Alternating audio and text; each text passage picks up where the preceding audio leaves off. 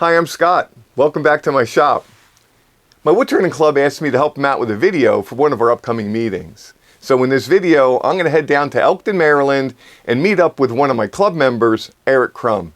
Eric's been a woodturner for decades, and in this video, he's going to show us his method on how to turn an end grain box. So if you want to see how to make a KrumE box on the lathe, just keep watching. Okay, KrumE, right? So Eric Krum, KrumE, get it, right? His joke, not mine. Keep watching.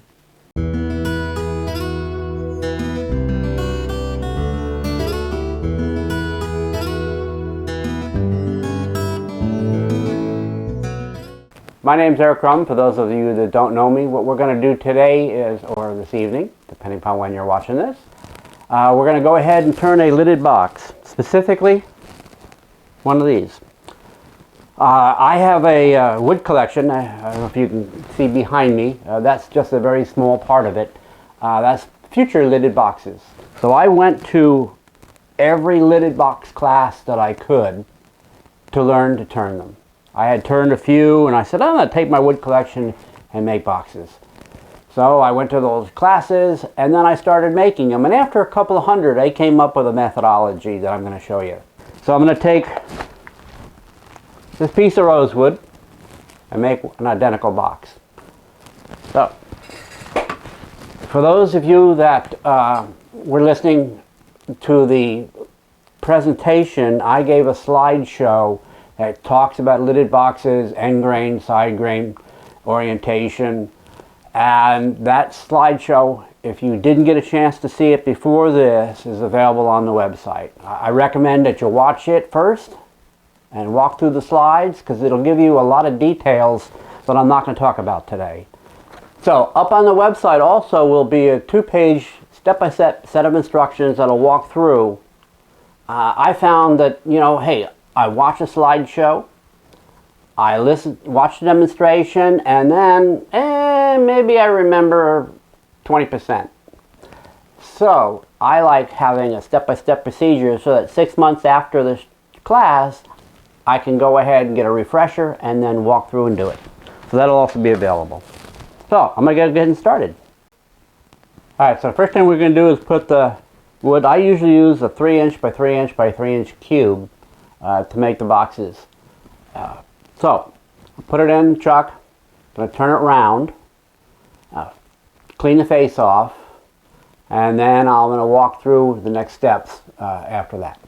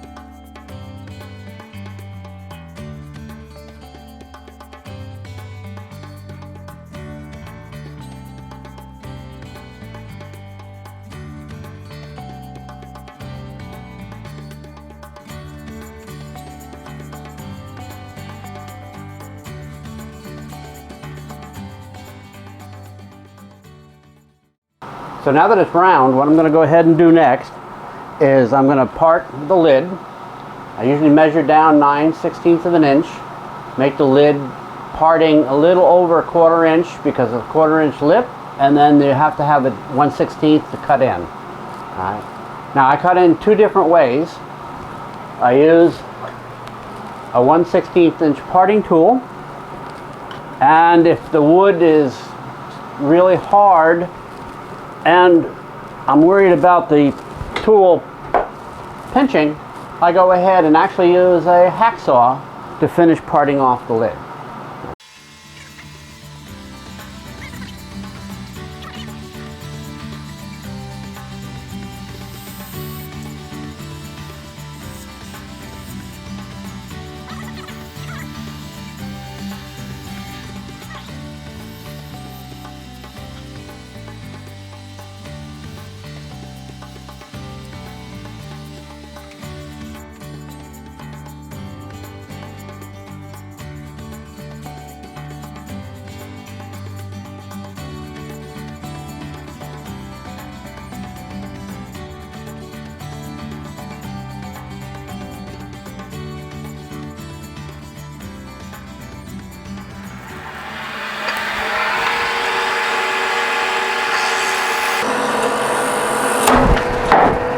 That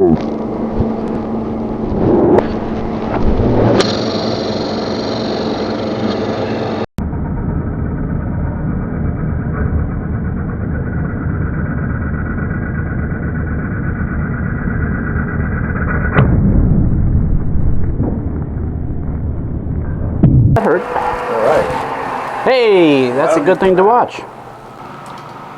So, I don't know how well the camera caught the catch, but I chose this wood because A, it's dry, really hard, and as you can see, it's kind of brittle. But it's also, when done, really pretty. So, that's the way it goes, and that's why you wear a helmet.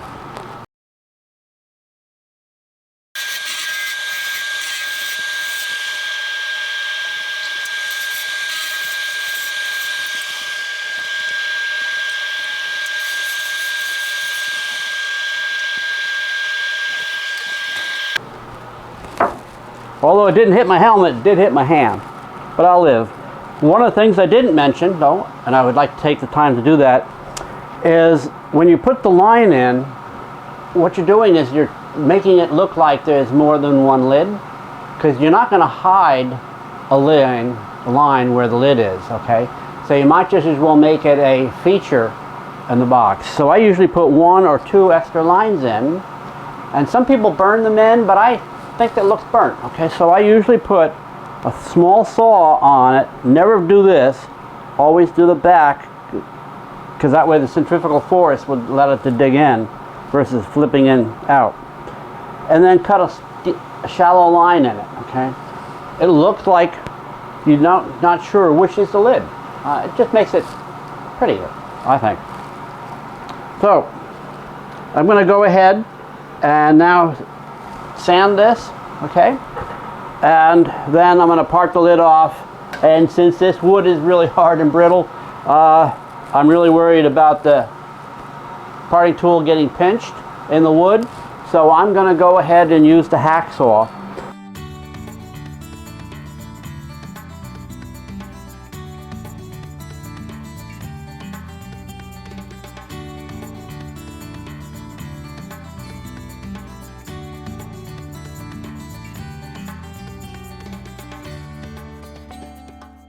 So the next step, as you can see, I went and sanded it down to 400 grit, and the last step of sanding is to sand with the grain both on the top and down on the sides. So it's ready to be parted. So I'm going to go ahead and use the hacksaw since this wood is kind of hard, and turn it on a low speed.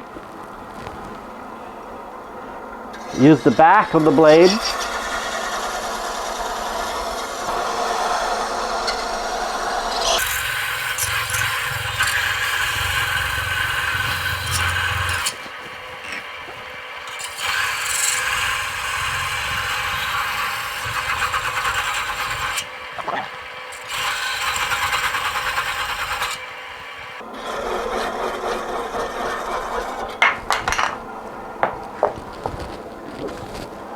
I'm going to go ahead and set the lid aside until we're ready to finish it. Alright, next we're going to go ahead and hollow out. I usually use a drill bit, as you're going to see today, a Forstner bit, and I'll go down and I'll take the bit.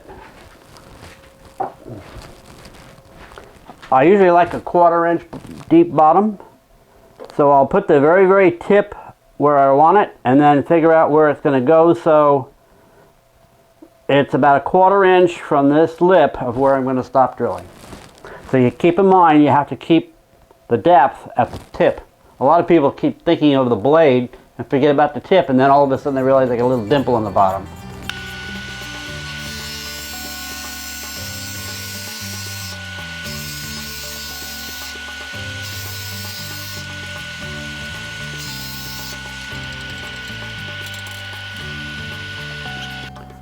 Alright, now that we've drilled it out, I find it easier to drill it than going ahead and trying to use a turning tool to hollow it out completely from scratch. I'm going to go ahead and use a square nose scraper. Right? And I make sure that it has a really good burr, because you really want to cut, not scrape. And a good burr will allow you to do that. The other thing is, periodically I'm going to go ahead and blow it out. I find that this tube is a lot easier to use, except for one thing. You make sure you breathe in before putting the tube up to your mouth so you don't suck in the sawdust, but it does a really good job. One other item, and that is that this has a collar on it, the tool rest. That way it's automatically on the center, which when you're first turning with a scraper, you want to be at the center line. All right?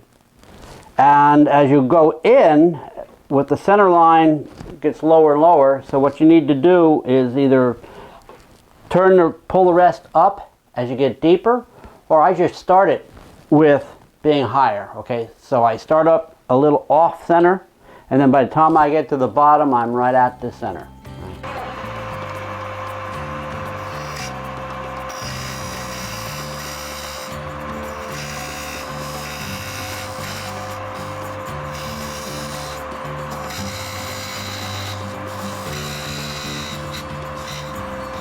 So as you just saw, I turn about an 1/8 inch off at a time.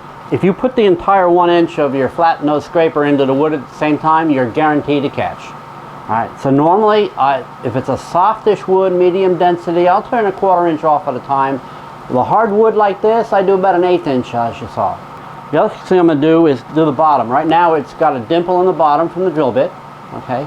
And I'm gonna go ahead and put the corner in at an angle and then scrape it sideways, and what I've done is I've actually made sure that this corner here is sharp, okay? So I've actually turned it here and sharpened it here in the front.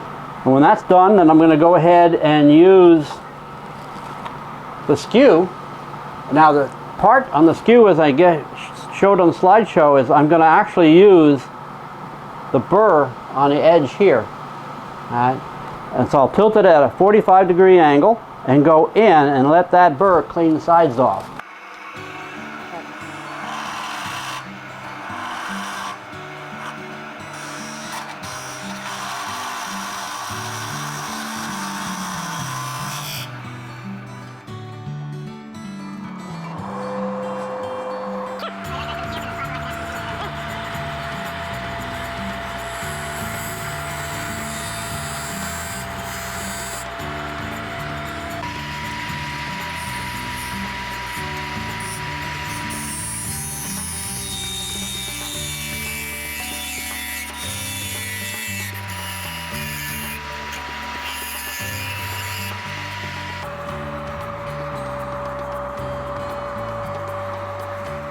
And now that we've got the box hollowed out and the bottom is flat, I'm going to go ahead and sand it. Okay, I normally use drill bit. It's just safer and easier to get the bottom with the tool. And I'll start at 80 and go down to 240, and then I'll use sandpaper and go ahead and sand the sides.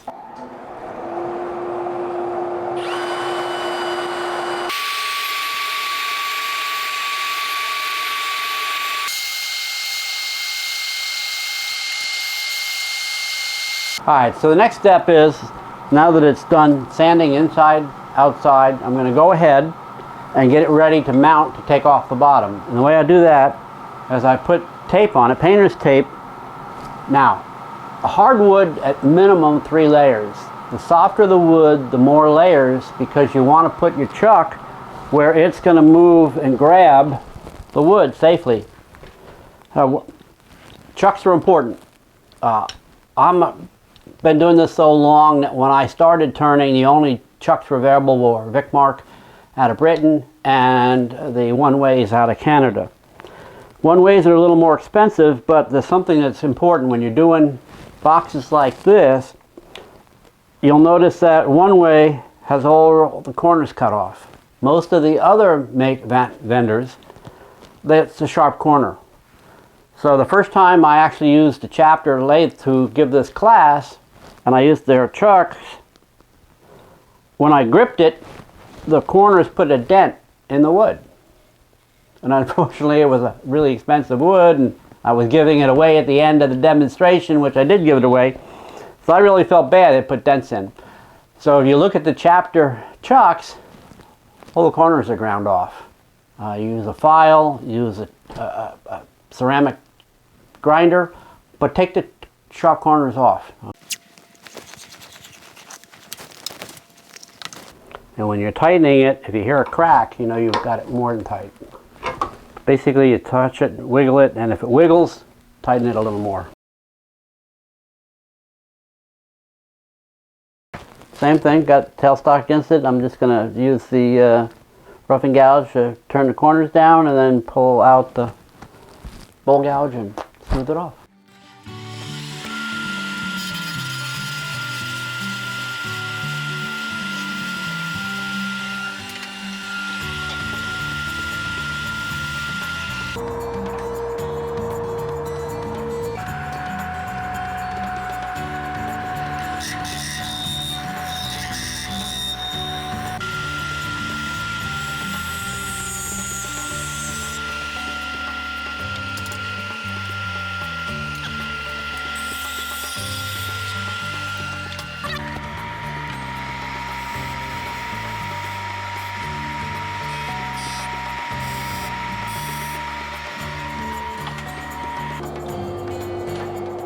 All right, as you saw, I went ahead and took the corners off with the tailstock on it. Okay, and I keep the tailstock on it because you never know about the tape and the hardness of that wood.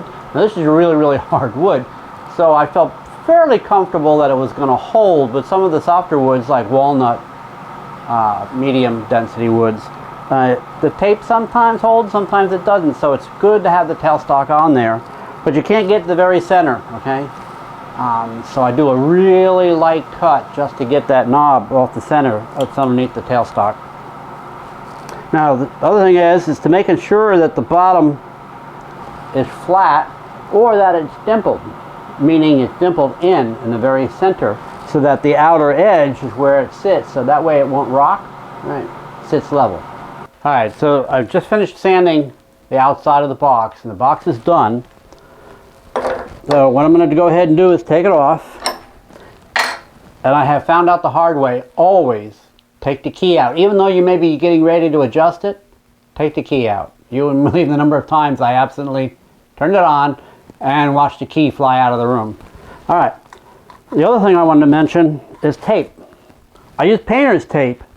I used to use when 3M first came out, and then they got thinner and thinner and thinner. It worked better for painting, but it was horrible for turning. So now I go on Amazon or one of the other websites and I look for the cheapest tape I can find because it's thicker. So again, for a hard wood like this, minimum of 3. If it's a softer wood, I usually go 5 or 6 rolls of tape. So the next thing I'll do is grab a set of calipers, measure this, and then I'll sit down on the bench and I'll put the tape on the lid. And again, for a hardwood like this, 3 layers. That usually is sufficient. And you don't have to worry about being short because all the jaws have a gap at the bottom. So, but if you go over and put the tape on the outside, it'll make it wobble. All right. So,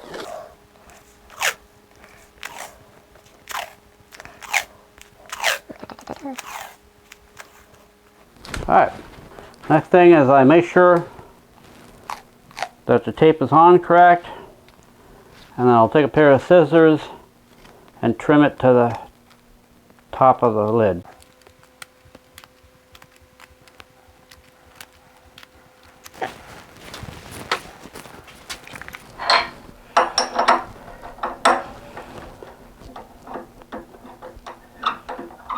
And then we're good. Don't over tighten it because again it'll put the lines in the, but you got to make sure that it is tight, that it's not going to spin. So what I'll use now is, hopefully I'll not send it across the room this time, but I'm going to go ahead and use a round nose scraper, usually because you're doing just a little bit of touch, and I check it out, hollow it out, then I'll take a depth gauge and make sure, in fact you can see I had already set it, so it's about 1/8 inch thick top. And I'll go ahead and check. Now some species of wood, especially like this one here that's hard, You can tell when you're getting thin because you'll get a high whine from the wood when you're turning. And if you're getting a high whine, it usually means it's getting really thin.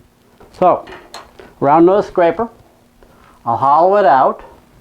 I'll put the calipers on it and put a line on it, and then I'll take the square nose scraper and cut in and flatten out the lid.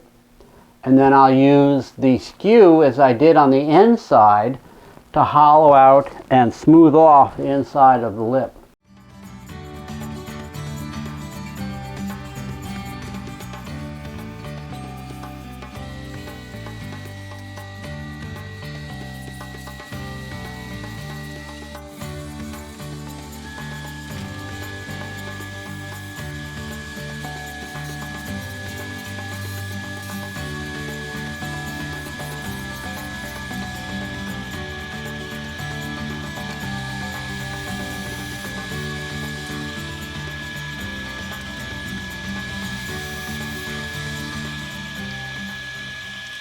So we're done turning. The last thing to do is to sand this, but I want to talk about a few things first. I don't know if you noticed, but I left a little dimple after I measured the depth, and I saw that I needed to go about an 1/8 inch deeper based upon the depth gauge. So I left a dimple. When I cut around it, the very, very center, when that dimple gets an 1/8 inch high, I knew that I was down to the right depth, and then I could cut the dimple out and flatten my bottom. It's just a really, really handy technique of when you're trying to gauge depth, don't guess, just leave a dimple or leave a ring. And the other thing is, again, because this is really hard wood, I turned an 1/8 inch, usually on the average, when I went in. Again, that's just for safety. It just reduces the chance of a catch. And even then, you still can get a catch, as I did earlier, whether you want to or not, or even though you plan the best that you can. Again, a lot of that's depending on the wood. Again, this is a really, really hard, really dry wood, so it's easy to get a catch, which is one of the reasons I actually chose it to do this demonstration with. So again, the last thing I did is I used the skew and the top edge of the skew to go ahead and smooth off the bottom. Now, right now, it's a really tight fit, okay? And sometimes you want, oh, it's a vacuum fit. Wow, you can hear it pop. However, if you're using it, it makes it unusable because it's too much pressure. But by the time I get it sanded, it'll now be a loose fit. That's all I'm going to do now is sand it, take the tape off, and goober it.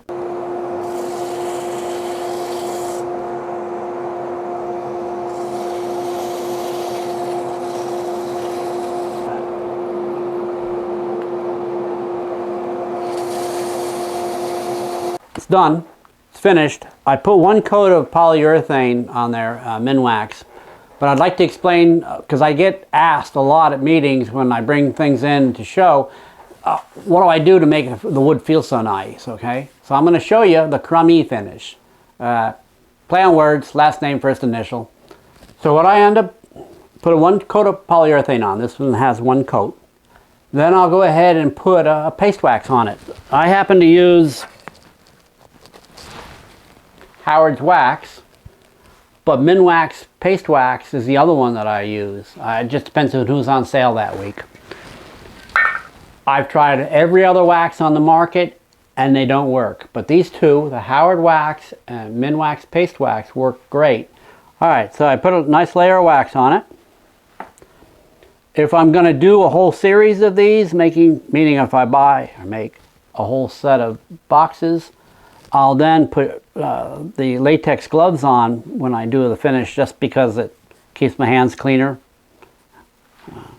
And I hate spending an hour putting polyurethane on my fingers.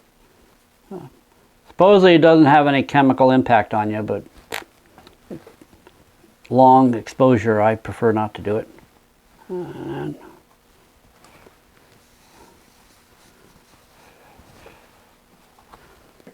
as you can see from the dried, I put the polyurethane in here, that way it's easy to dip.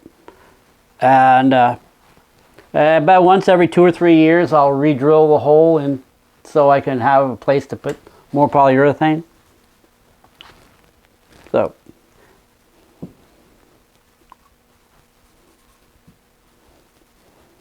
And then I'll do the inside also. So I'll wait it for about 20 minutes, 25 minutes, and I'll wait for it to get slightly tacky, and then I'll just wipe it off.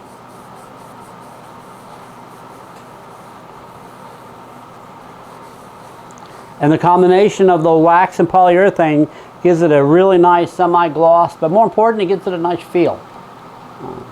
That's it. Okay, well there you have it. I hope you enjoyed the video.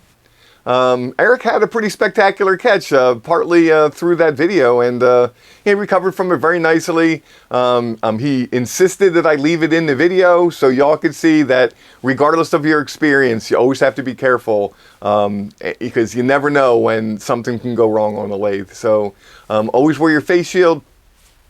But Eric recovered great, right? I mean, he finished up the box, no problem. He had a little bit of a cut on his hand, but he pushed right through. So awesome job, Eric. Eric also showed us a finish that I had never seen before. And he calls it his KrumE finish, right? Putting wax on in between coats of poly, it's just something I never thought of before, but for Eric, it works really good. So maybe it's something you want to try. So I guess that's it for this one. Please hit the like button. Please subscribe to the channel. Share the video with your friends. Anything like that, leave me a comment. Anything like that really helps me in the YouTube algorithm so other people can see the video. I really would appreciate it. So that's it for this time, and I'll see you next time in Scott's Mini Woodshop. Have a great day.